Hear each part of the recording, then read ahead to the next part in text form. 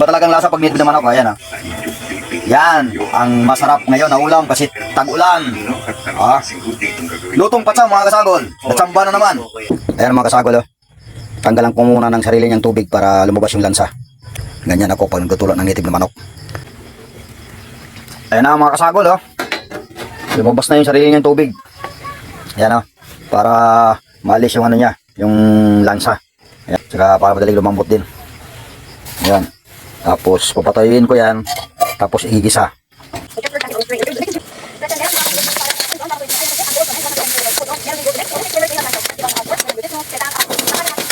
Lamang kasagol yung yung native na manok na tinanggalan ko kanina ng sarili niyang tubig para malis yung lansa. Tapos igasot pa para sigurado talaga walang lansa.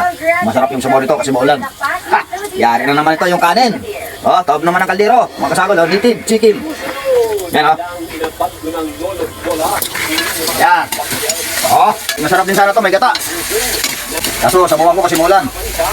Yan Yan, isa-isa para malis yung lansa. Walang tagay muna kasi wala kaming ulam.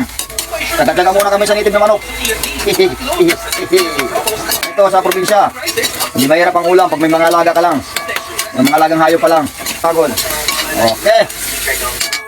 Distilled water ba ito mga kasagol? Lagyan namin distilled. Marap sa yan. Kunti lang yung tanglad. Ito mga kasagol dahon to ng Chinese malunggay. Ito. Yan.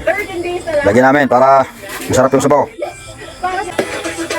Ayun na mga kasagol malapit na sa katotohanan to. Ayun na mga kasagol. Wow! Ayos na mga kasagol. Luto na to. Ang sarap talaga ng native na manok. Magsisimula na ang inyong pinilan. Lahat po kami nahihirapan kasi dumadami. Goods na. Pwede na. Kayo. Tingnan nyo mga kasagol.